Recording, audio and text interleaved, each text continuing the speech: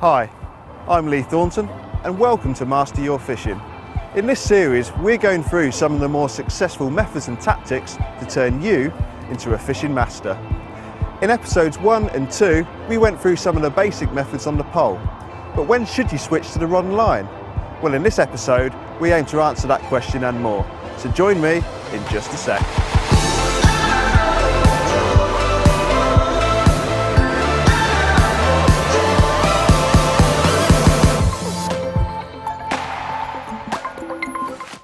Of course there are times when the pole is deadly, but in other situations and other venues, such as here at the Coliseum at Whitmore Fishery today, rod and line tactics need to come into play to fulfil the peg's full potential, and in particular the method feeder, which is what I'm going to be concentrating upon in this episode.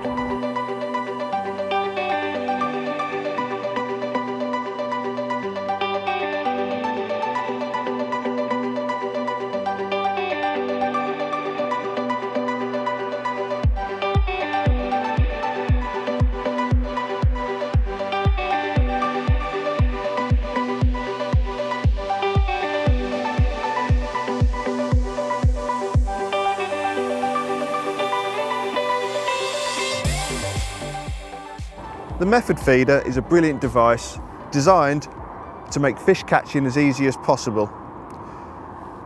It delivers a tiny little parcel of bait, presented well, anywhere you can cast, and it also has self-hooking properties. So anywhere you cast this, as long as there's some fish nearby, you should come back with a fish. Predominantly pellets is used around the method feeder, but it's also ground bait.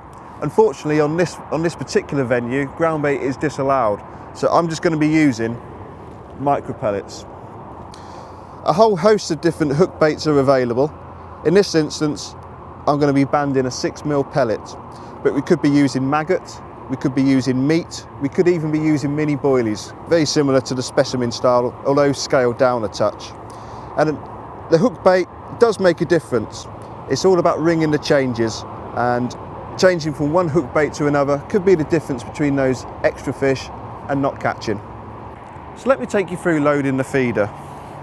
Over the years there's been a lot of research and development gone into the various sort of methods of loading the method feeder, primarily to make it as easy as possible.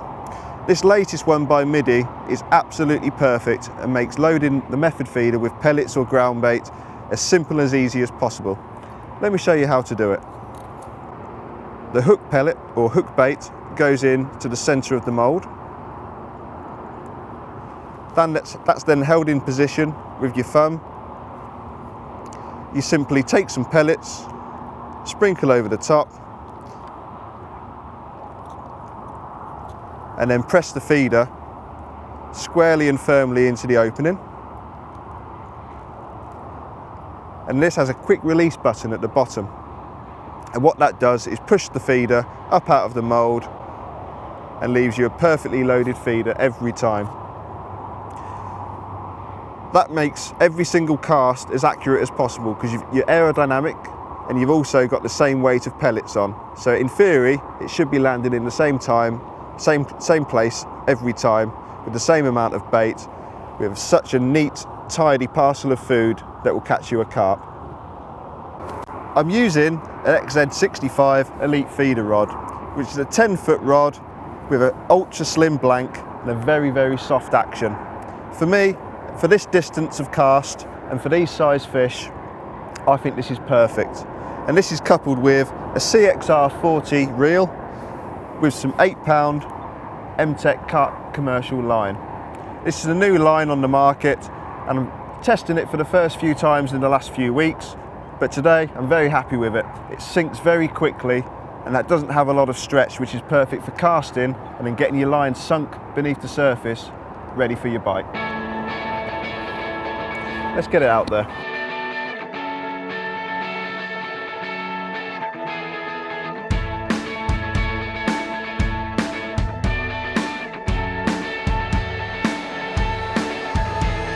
It's very important to make sure you sink your line as quickly as possible.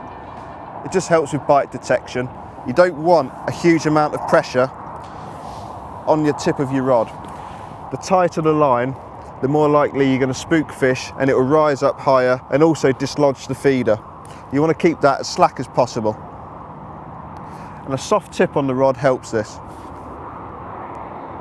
And then the great thing about the method feeder is it gives you hands free to be preparing your bait for something else, tying rigs, or generally relaxing.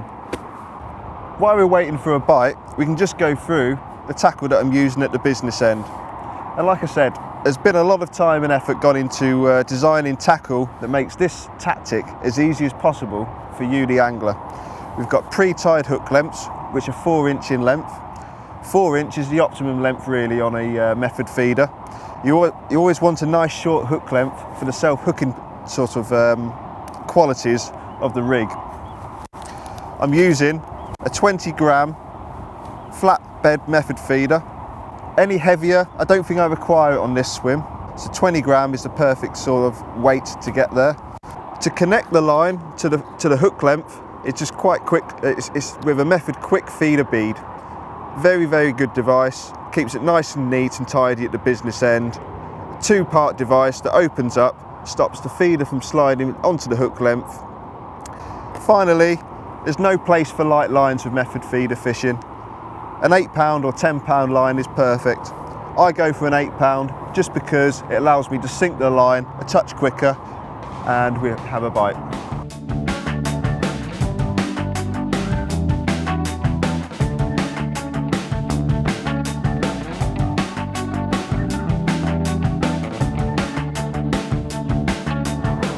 That's the great thing about the method feeder fishing. You can actually have a bit of time to enjoy the day.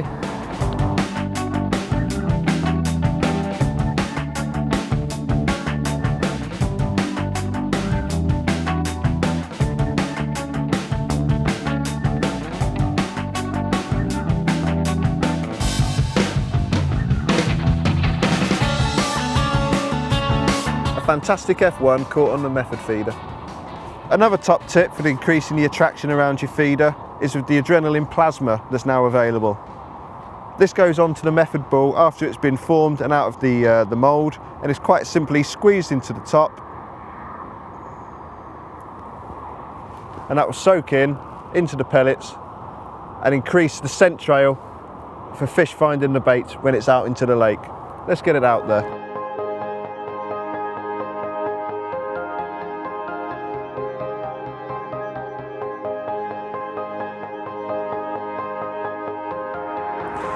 Here we are, straight into a fish on the plasma.